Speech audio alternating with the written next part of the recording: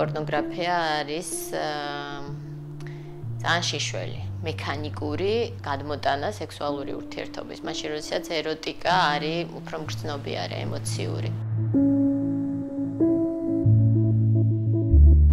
Эротика и арт — это такая немножко, это очень интересная тема и очень такая на грани фола, можно сказать, потому что тут нужно соблюдать, конечно, законы, искусство обязательно и уметь эстетически это преподносить.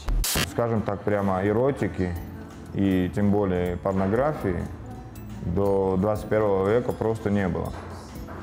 Были какие-то там сюжеты, моменты и у Руставели, там, и у Якова Хуцесана. Такого, чтобы ярко выраженного, не было. ეს რამოდენიმე სურათი მე ქართულ ეკლესიებში გადაღებული, სადაც რა თქმა უნდა ჯოჯოხეთის სცენებში არის შეშვალის სხეულები. თქვათ ნებისმიერი ცნობილი მხატვარის ტიციანის ვენერას, თუნდაც ვენერა მილოსოს, ხო, მარტივად რო ავიღოთ, ხო? თუ ამას კრიმინალურ შავთეთრად გადაიღებდა, კრიმინალურ კვადრატს დაადებ თვალებზე, ის შეიძლება იყოს პორნოგრაფიული. თუ ამას მუზეუმში აღიქვავ, როგორც ხელოვნების ნიმუშად, ეს არაფრით არ არის პორნოგრაფიული, ეს არის ძალიან ლამაზი და კარგი. ეროტიკული ეპიზოდი შეიძლება იყოს ისეთი ეპიზოდი, სადაც რეალურად, ფიზიკურად, ვიზუალურად დასანახად, არც ხდება არაფერი, ხო? არც სიშიშვლეა იქ, მაგრამ აი ეს მუხტი, რაც მოდის, ის დაძაბულობა შეიძლება იყოს ჩვეულებრივი რაღაცა შეფუთული, ასე ვთქვათ, ადამიანებისაგანაც კი წამოვიდეს ეს ეროტიკული მუხტი. Если ты перешагиваешь эту грань, можно впасть в вульгарность. А искусство и вульгарность — это разные вещи, или хулиганство, например. შეიძლება ეროტიკა იყოს გამომწვევით. სამ შემთხვევაში აი რაღაცა ესეთი სხვა არის მოძებნა, ვთქვათ, პორნოგრაფიას და ეროტიკას შორის გამიჭირდებოდა. თუ მახსენდება ზაზა ბურჭულაძის ადიბასი. მე მგონი აი როდესაც კითხულობ ამ ტექსტს, ეს განცდა მოდის. ყოველ შემთხვევაში რაღაცა ვიზუალიზაციას ხედავ და ეს უკვე წერლის ოსტატობაზე მეტყოლებს. ჩემთვის ქალები ორ ნაწილად იყოფა. ვინც ყლაპავს და ვინც იგუბებს. დაკურვებული ვარ, ვინც იგუბებს, უკეთეს მინებს აკეთებს, ვიდრე ის, ვინც ყლაპავს. დასაკვირველია, ეს კანონზომიერება სულაც არაა. უბრალოდ ჩემი გამოცდილებით ასე ვიცი. მაგალითად, ბობო არ ყლაპავს, მაგრამ მინებს ქალღმერთივით აკეთებს.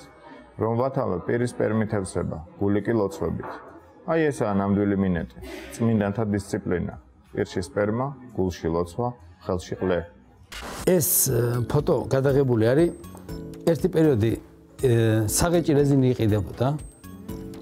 მე არ ვიცი რატო ხდებოდა ეს, მაგრამ საღეჭი რეზინში იყო ბავშვების წელიწადს საღეჭი რეზინი განკუთვნილი, იყო შეშვალა ქალები. ხო, რატო იყო არ ვიცი, მაგრამ იმ პერიოდში ხდებოდა ხოლმე მიკრული სადღაც და ერთხელ სადღაც გადავიღე და ის არის აი აქ ჩემ ლიფტში რა შევედი, იყო მიკრული ეს. ეს არის ვიღაცის მაცივარი, წარმოიდგინე. ეს იგივე მაცივარი, ოღონდ უფრო ახლო. პრინციპში პოპკულტურისთვის საერთოდ დამახასიათებელია ძალიან ვულგარულად გამოყენება. საქართველოს არ არის ამ მხრივ გამონაკლისი. ამიტომ ჩვენ ალბათ ავირჩიეთ უფრო მარტივი გზა.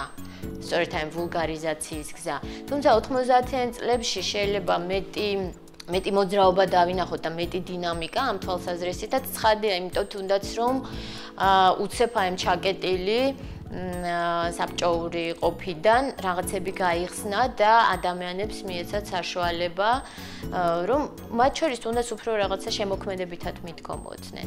პოპკულტურაც კი, რომელიც თითქოს ხო ძალიან ზერელია, ძალიან მარტივია, ძალიან ბანალურია, ის არ მოდის აი ესე მარტივად, ხო?